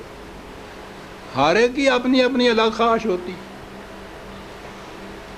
آگے ہے یہ جو حق الحق یا وہی ہم نے دیا ہے، بل آتیناہم بذکرہم، یہ بے ذکر ہم دیکھیے آپ. ذکر اللہ تو آپ سمجھتے ہیں نا، جن کو یہ کہتے ہیں اللہ کا ذکر، یہ تو بے ذکر ہم ہے، ان کا ذکر. کہا ہے کہ سوچو ان کو، یہ تمہیں کہتے ہیں پاگل ہو گیا ہے، معاذ اللہ. ذرا دیکھو کہ پاگل کون ہے. ہم انہیں وہ بات بتا رہے ہیں جس سے یہ شرف اور بلندیوں کی انتہائی معراج پہ پہنچ سکتے ہیں. فہم ان ذکرہم موردون، یہ کس چیز سے منہ موڑ رہے ہیں؟ اپنے شرف اور بلندیوں سے. او کم وقت، جو چیز ان کو اتنا بڑا شرف اور رفعت اور بلندی اور سرفرازی دینے کا موجب ہے، یہ اس سے اعراض برت رہے ہیں. پوچھو پاگل کون ہے؟ یہ اس سے اعراض برت رہے ہیں. ذکر کے معنی دیکھے عزیزان ایمان، اور ذکر ہم کا مطلب ان کا ذکر. یہ جو ہم دے رہے ہیں ان کے لیے وجہ شرف ہے. وَهُمْ عَنْ ذِكْرِهِمْ مُعْرِضُونَ، یہ ذکر ہم بتا رہا ہے کہ یہ وہ تو ذکر نہیں جس کو آپ خدا کا ذکر کہتے ہیں، یہ تو ذکر ہم ہے. یہ اپنے شرف اور اپنی عزت اور بلندی سے منہ موڑ رہے ہیں، اعراض برت رہے ہیں.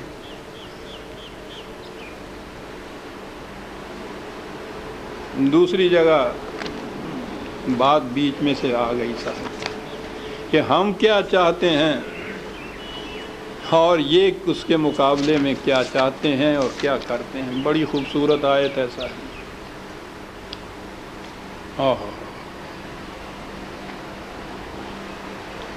7/175 پہلے وَاتْلُ عَلَيْهِمْ نَبَأَ الَّذِي آتَيْنَاهُ آيَاتِنَا فَانْسَلَخَ مِنْهَا. بات تو یوں کہی جا رہی ہے رسول اللہ سے، وہ جو میں کہا کرتا ہوں کہ تیے نہیں تو گل سن، نوئے نہیں تو کان کر. کہا ہے کہ ان کو بات سناؤ اس کی، اور ارے دل یہ تو اپنی داستان معلوم ہو کہ جنہیں ہم نے اپنے یہ احکام دیے، اپنے قوانین دیے جو ان کے لیے وجہ شرف اور عزت ہونے تھے، انہیں ہم نے دیے. فن صلاح منہا، یہ صلاح عجیب لفظ، یہ ان کو پیچھے چھوڑ کے یوں نکل گئے جیسے سانپ اپنی کینچلی کو چھوڑ کے بیچ میں سے نکل جاتا ہے کہ اس کے جسم کے اوپر اس کا کوئی نشان تک باقی نہیں رہتا.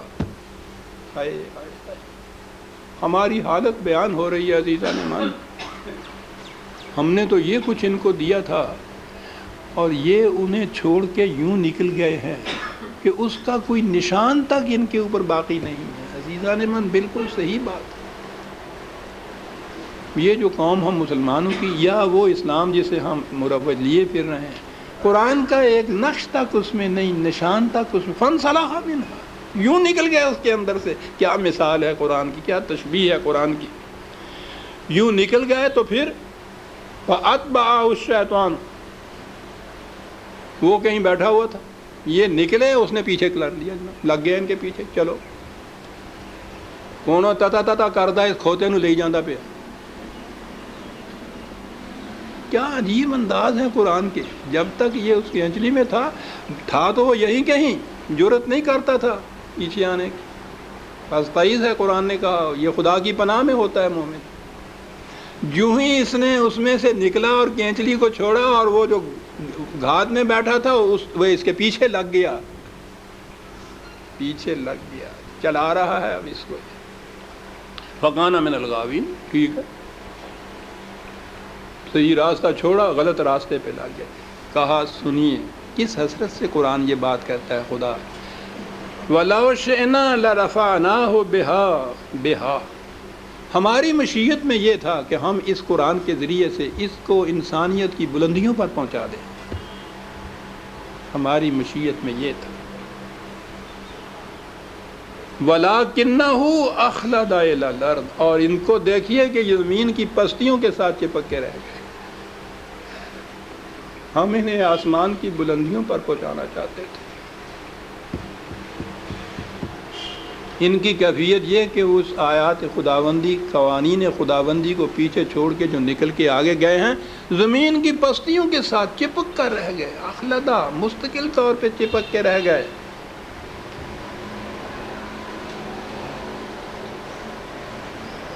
یہ کیا ہے زمین کی پستیوں کے ساتھ چپکنا؟ وہ قرآن تھا، اس کا اتباع تھا، وَاتَّبَعَ هَوَاهُ، اپنے ہی جذبات، اپنے ہی خواہشات کے اتباع شروع کر دیا۔ اور جب انسان اپنی خواہشات کا اتباع کرے، قرآن نے کہا ہے کہ پھر اس کا پیٹ نہیں بھرتا۔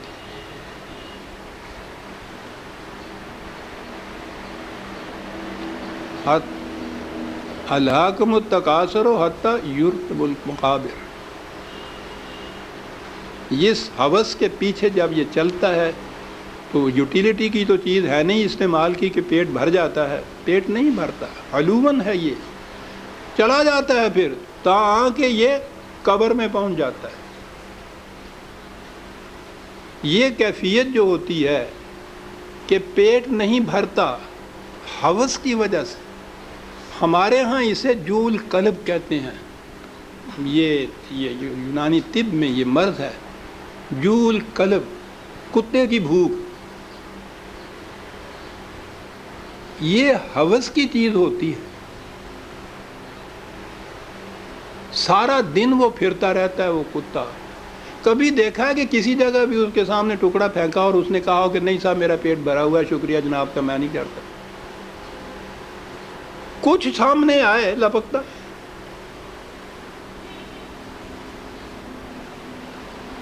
ہمارے ہاں اس کو ہلکایا ہوا کہندے نے۔ یہ ہوتی ہے کیفیت جول قلب کی، کہ ضرورت کے لیے نہیں، ایک ہوس کے لیے۔ فَمَثَلُهُ كَمَثَلِ الْكَلْبِ،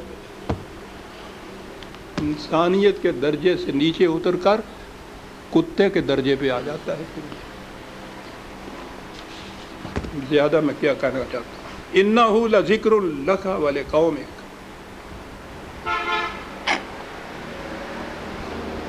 یہ رسول تیرے لیے بھی اور تیری قوم کے لیے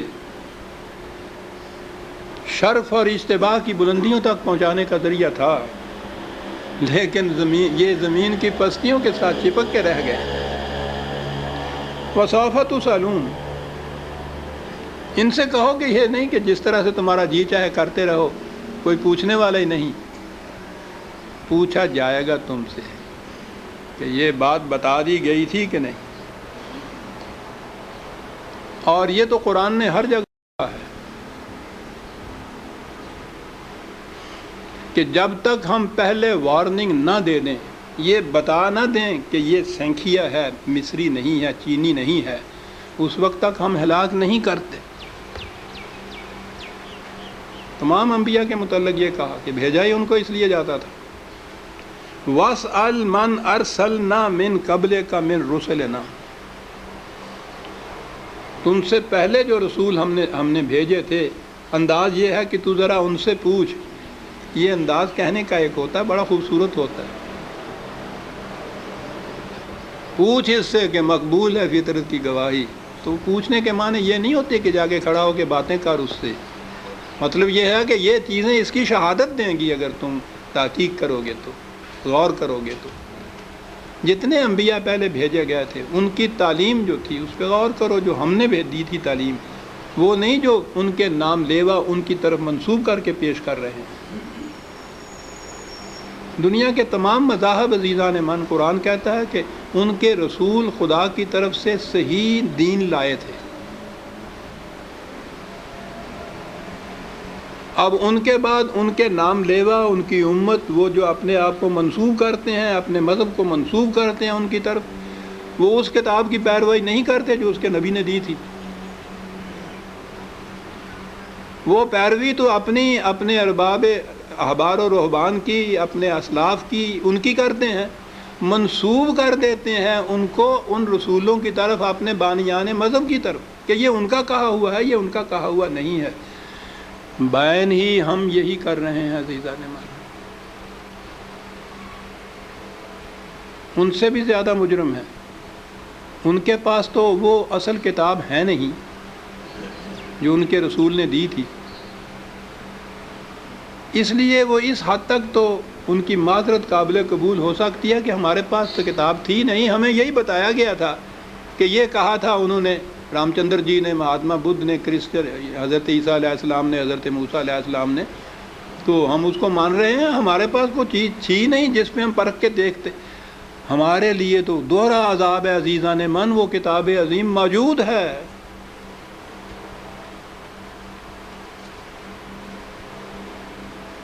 لیکن وہ کاہے کے لیے رکھی ہوئی ہے؟ ایک ایک لفظ سے 30 نیکیاں حاصل کرنے کے لیے، الفاظ دہرانے کے لیے رٹے ہوئے، بغیر مطلب کے، بغیر مانے جانے ہوئے الفاظ دہراتے جاؤ۔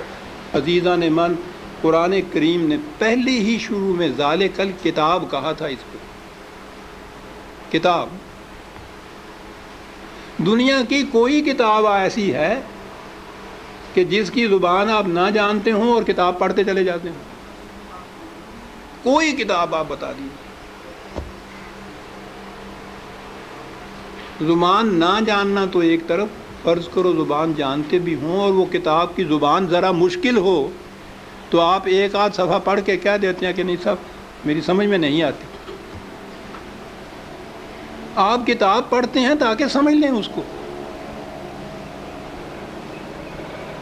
خدا نے بار بار کہا ہے کہ ہم نے اس کو لسان عربی مبین میں واضح طور پر اس کو بیان کیا، لعلکم تعقلون، تاکہ تم سمجھ سکو۔ کتاب کو اگر سمجھ کے پڑھ لیا جاتا عزیزان من تو نہ ملوکیت باقی رہتی، نہ سرمایہ داری باقی رہتی، نہ مذہبی پیشوائیت باقی رہتی۔ سازش یہ کی گئی کہ سمجھنے کی بات یہ ہے نہیں، بغیر سمجھنے کے، بغیر مفہوم جاننے کے ان کے الفاظ کا دہرا دینا جو ہے اس سے نیکیاں مل جاتی۔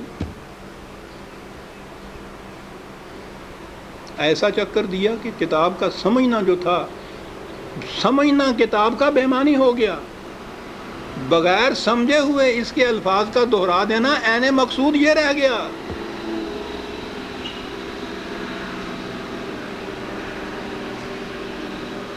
اعلیٰ سے اعلیٰ درجے کی کسی طبیب، حکیم کی، فلاسفر کی نسخوں کی کتاب، ہر مرض کا نسخہ جہاں لکھا ہو اس کے اندر، آپ اس کو سمجھے نہیں اس زبان کو، اور وہ نسخے زبانی یاد کر لیں اور صبح اٹھ کے ان کو نسخوں کو رٹتے رہیں، شام تک بولتے رہیں، کچھ پتہ نہ ہو آپ کو کہ سونف کسے کہتے ہیں، ترنجبین کیا ہوتی ہے، اور پڑھتے چلیں۔ کیا مرض کی شفا مل جائے گی اس طرح سے؟ اس کتاب کا مقصد پورا ہو جائے گا؟ میں نے کہا ہے ابھی کہ ہے کوئی دنیا میں اور کتاب جس کے ساتھ یہ کچھ آپ کرتے ہوں؟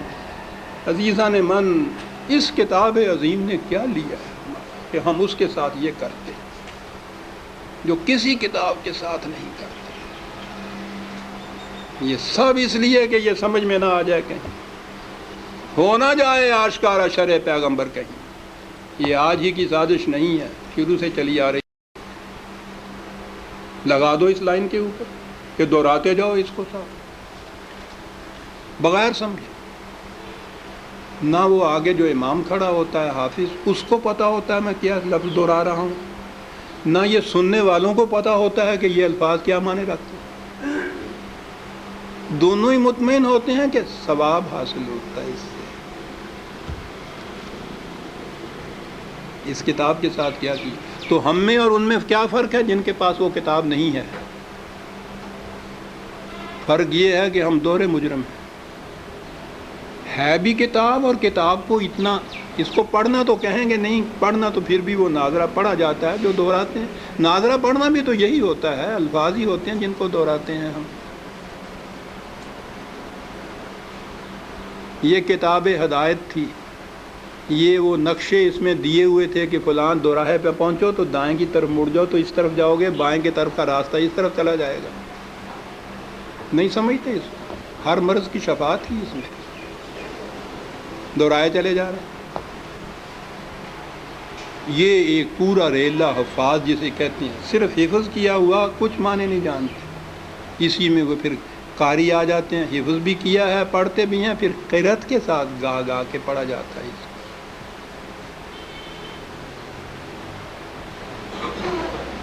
قانون کی کتاب گا کے پڑھنے کی. قرآن میں یہ لکھا ہوا ہے کہ چوری کرنے والا اور تو چوری کرنے والی ہو، جرم کے عوض میں اس کے ساتھ یہ سزا اس کو دو. اب اس کو آپ گاتے چلے جائیے قانون کو.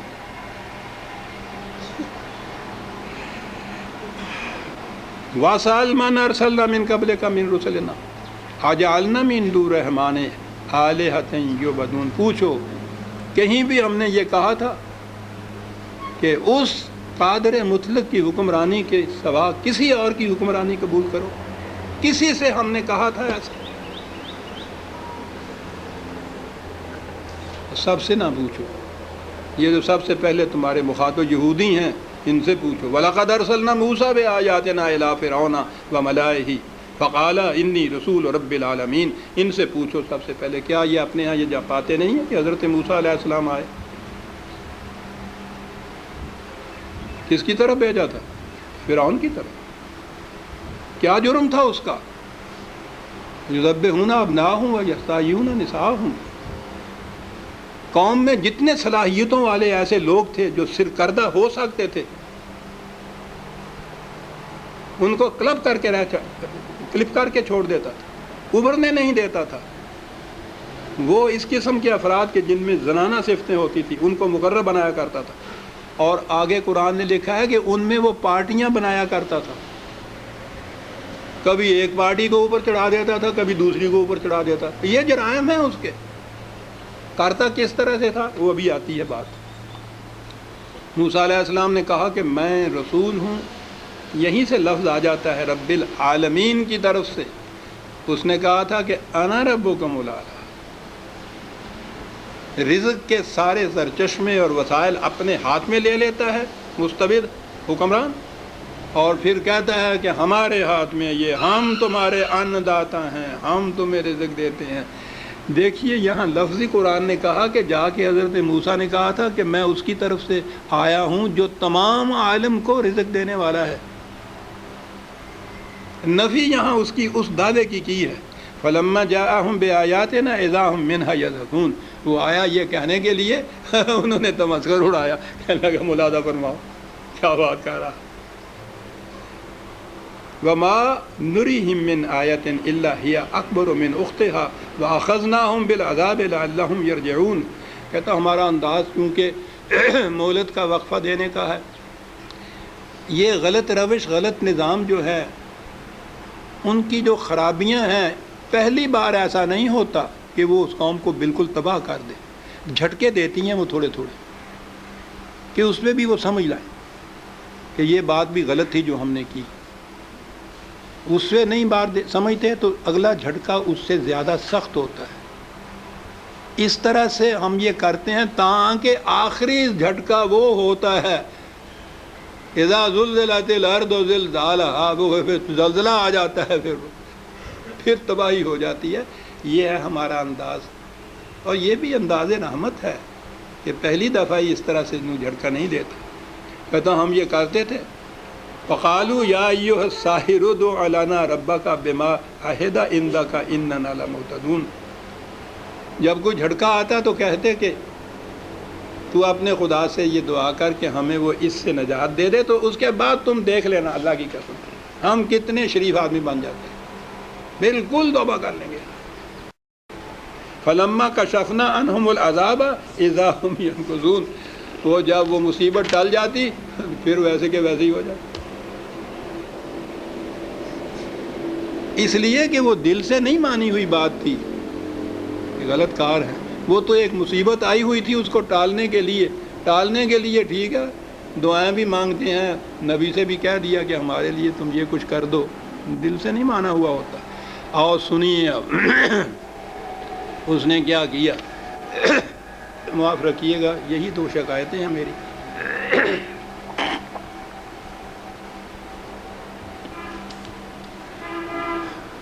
نظر آتا ہے کہ قوم بنی اسرائیل اگرچہ ان کی محکوم تھی لیکن بحال حال یہ اپنا کچھ ویٹ اور وزن رکھتی تھی، اور حضرت موسیٰ علیہ السلام نظر آ رہا ہے اس قوم کے اندر فرعون کے سامنے یہ بھی اپنا ایک مقام رکھتے تھے۔ اس نے جھٹ سے اس کے اوپر ہاتھ نہیں ڈالا ہے، حالانکہ اس کے درباری اس سے کہتے بھی رہے تھے، اس نے کہا کہ نہ یہ نہ کرو، میں جانتا ہوں۔ کیا کیا اس نے؟ عجیب بات ہے عزیزان، اس نے قوم میں پروپیگنڈا شروع کر دیا۔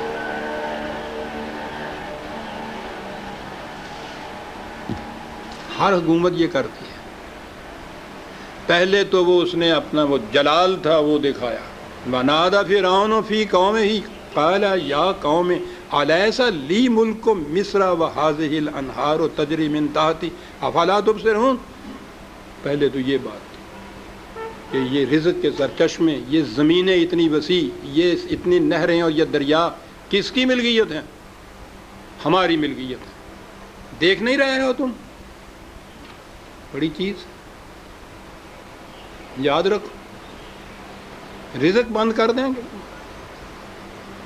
ذرا سی بھی تم نے سرتابی کی، ذرا سے بھی اس کی طرف جھکے تم، یہ سب ہمارے قبضے میں ہے۔ کہا یہ آ گیا ہے میرے مقابل میں، ام انا خیر من ھذا الذی ھوا مہین ولا یکاد یبین۔ کہا ایک طرف میں ہوں کہ جس کے قبضے میں یہ تمام وسائل رزق ہیں، ایک طرف یہ شخص ہے، آپ دیکھتے نہیں ہو یہ کہ پھٹے ہوئے کپڑے ہیں، گھسڑی پہنے ہوئے ہے، عصا ہاتھ میں ہے، پاس کچھ بھی نہیں، نہ مکان ہے نہ زمین ہے، کچھ بھی اس کے پاس میں، بہت پست درجے کا انسان ہے۔ دوسری جگہ تو اس نے یہ بھی ساتھ کہا، درباریوں نے کہا کہ اس کی بات ذرا توجہ سے سنو، کہنے لگے کیا کہہ رہے ہو؟ وَقَوْمُهُمَا لَنَا عَابِدُونَ 23/47۔ یہ ہماری محکوم قوم کا فرد ہے، اور محکوم قوم کی بات سن لے ایک حاکم قوم، ذلت کا موجب ہے، نہیں سنتا، تو اس کی بات ہم کیسے سنیں؟ کہا اگر یہ دعویٰ ہے اس کا میرے مقابل میں آ کر کے یہ مملکت لینی ہے اور یہ حکومت سے اس بنی اسرائیل کو لے جانا ہے، اگر ایسا ہی خدا کی طرف سے یہ ہوتا، فَلَوْلَا أُلْقِيَ عَلَيْهِ أَسْوِرَةٌ مِّن ذَهَبٍ أَوْ جَاءَ مَعَهُ الْمَلَائِكَةُ مُقْتَرِنِينَ۔ خدا کی طرف سے آتا تو یہ ایران کی سلطنت میں یہ ایک چیز تھی جو نورتن ان کے ہاں کے، جن کو آپ سمجھیے نا اکبر کے جیسے ہوتے ہیں، جو مقرب ہوتے تھے بادشاہوں کے، سونے کے کنگن ان کو پہنا دیتے تھے، انعام میں دیتے تھے۔ یہ انگریز تو بنیا تھا، وہ انعام بھی دیتا تھا تو کوئی سونے کا کنگن نہیں دیتا تھا، خان صاحب بنا دیتا تھا، چٹتا پھر، بڑا کاریگر تھا صاحب، بہت زور مارا تو میڈل دے دیا ہے۔ وہ تھے سونے کے کنگن ان کا۔ تو یہ جو اساورہ جن کو کہتے ہیں نا، پھر وہ آگے بات آئے گی، جنہوں نے سازش کی ہے آپ کے خلاف، یہ اساورہ تھے، وہاں کے نورتن انٹلیکچوئل بڑے بڑے لوگ۔ کہا اگر یہ واقعی اس قسم کا خدا کی طرف سے آتا اور یہ اس کی طرف سے صاحب اقتدار ہوتا، اس کے پاس وہ کنگن ہونا چاہیے تھا جو سلطنت کی طرف سے ملتا ہے۔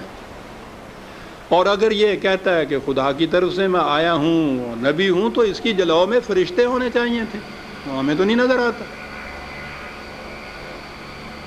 تو دونوں ہی چیزیں ہیں جن سے اس نے یہ کہا کہ حیات حاکمہ جس چیز سے متاثر ہوتی ہے، یا تو برابر کا اسی قسم کا ایک صاحب ثروت صاحب قوت کنگن کی نشانی لیے ہوئے آئے، اور اگر وہ مذہب کے نام پہ آتا ہے تو معجزہ دکھائے ملائکہ اس کے جلاؤ میں ہوں۔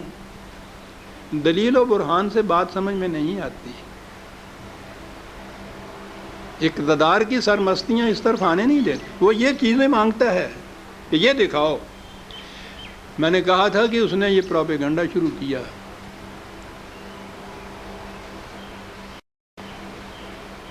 بڑے زور شور سے کیا۔ دوسری جگہ قرآن نے بتایا ہوا کہ اس نے تمام شہروں کے اندر اس قسم کے ہرکارے بھیج دیے، جاؤ ایک طرف یہ کہو کہ اس کے خلاف کرو گے تو روٹی بند کر دے گا، تم جانتے ہو اس کی ملکیت۔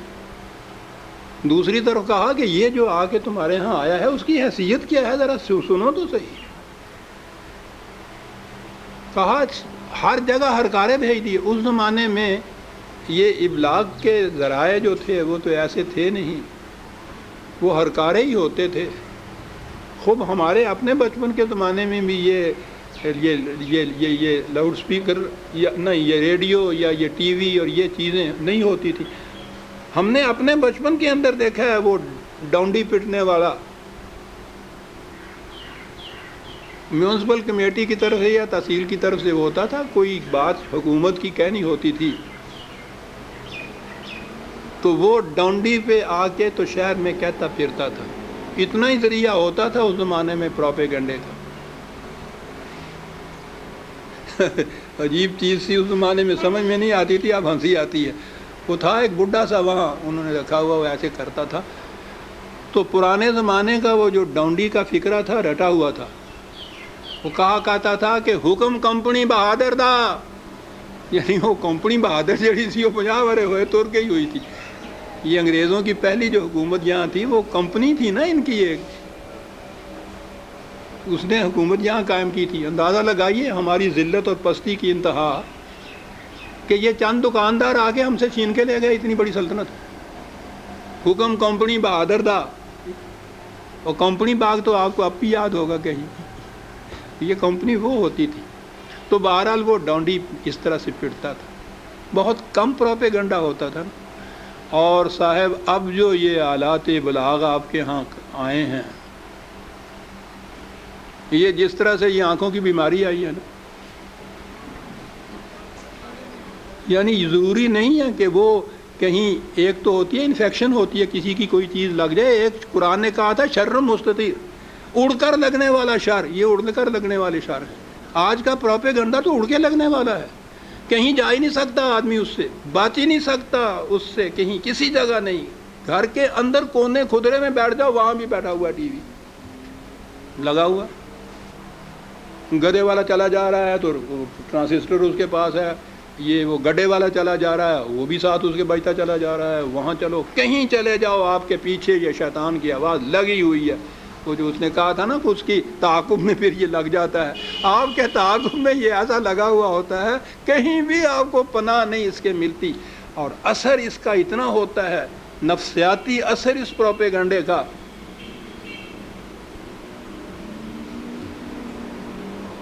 ٹی وی کے اوپر جو اشتہار آتے ہیں نا، اور چیزوں ایک طرف رہیں، لیٹسٹ آپ کو میں بتاؤں، میں ان کو ایک شربت زنجبیل اترا۔ اب ہم جانتے ہیں کہ زنجبیل تو ادرک کو کہتے ہیں، بڑی گرم چیز ہوتی ہے۔ ہمارے ہاں سردیوں میں دوائی کے طور پہ تھوڑا سا یہ دیا جاتا ہے، گرمی کے موسم میں شربت زنجبیل، ارے اب وہ جو صبح شام اس کے اوپر یہ کچھ ہونا شروع ہوا، ہم نے دیکھا ہماری بیٹی کے گھر میں میز پہ رکھا ہوا شربت زنجبیل۔ ارے بیٹی یہ کیسے آپ نے منگا دی؟ میں نے کہا بابا جان انہوں نے اتنا کچھ اس کے متعلق کہا، وہ ہم نے کہا کہ دیکھیں تو صحیح۔ میں نے کہا پھر کہنے لگے وہ پہلی دفعہ ہی پیا ہے، یہ تو گلا پکڑ کے بیٹھ گیا ہمارا۔ میں نے کہا تو بیٹی اب پھر کیا؟ کہنے لگی پراؤنیاں نوں پلا دے گے۔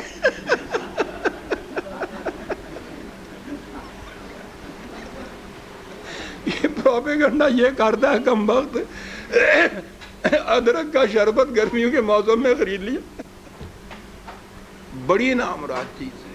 نفسیات کے اوپر یہ روز ٹھوکریں مارتا ہے. میں آ رہا ہوں عزیزان من، منٹ ایک ہے اور اسی میں بات ختم ہو جاتی ہے. یہ سارا کچھ کہنے کے بعد قرآن ہے عزیزان من، ایک لفظ ہے فَاسْتَخَفَّ قَوْمَهُ فَأَطَاعُوهُ. اس نے اتنا پروپیگنڈا کیا کہ قوم کی مت مار دی اور وہ اس کی اطاعت پہ لگ گیا. مت مار دی، صحیح لفظ ہے یہ فَاسْتَخَفَّ. مادے کے اعتبار سے خفیف تو کہتے ہیں جسمانی طور پہ جو کمزور ہو جائے، عربوں کے ہاں خفاف کہتے ہیں عقل و فکر کے اعتبار سے جو معتاد ہو جائے، مت ماری جائے. اتنا پروپیگنڈا انہیں کیتا قوم دی مت ماری جائے. تو مت ماری جائے قوم دی تو پھر کی ہوندا ہے فَأَطَاعُوا، پھر کوئی دقت ہی نہ رہی کہ اس کی اطاعت کرتی چلی جائے. صاحب پروپیگنڈے کے زور کے اوپر اطاعتیں. 1400 سال پہلے کا، جس زمانے میں شاید وہ ڈونڈی بھی نہیں ہوتی تھی، جمع کرنا ہوتا تھا تو ٹھیک ہے، مدینے میں مملکت اپنی تھی، اس کے لیے بھی جمع کرنا ہوتا تھا. الصلاۃ جامعۃ کہنے والا ایک ڈونڈی والا جاتا تھا شہر میں.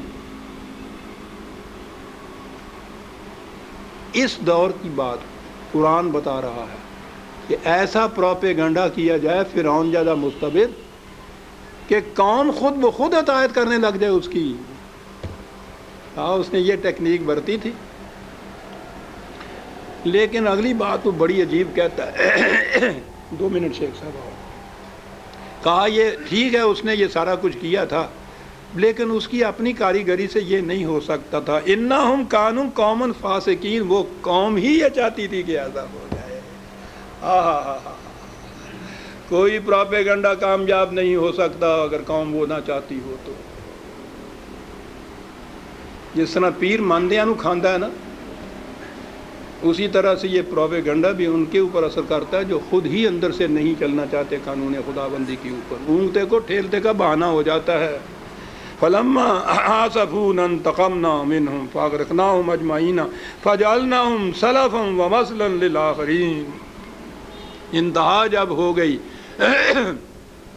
تو اب دیکھو کہ وہ کس طرح سے غرقاب ہوئے، اور اس کے بعد ان کی کہانیاں باقی رہ گئیں آنے والوں کے لیے تاکہ وہ وجہ عبرت بنے ان کے لیے. سورہ الزخرف کی آیت 56 پہ ہم آ گئے عزیزان من. 57 سے آئندہ لیں گے. یہ رمضان المبارک کا میں نے عرض کیا تھا کہ آخری جمعہ ہے.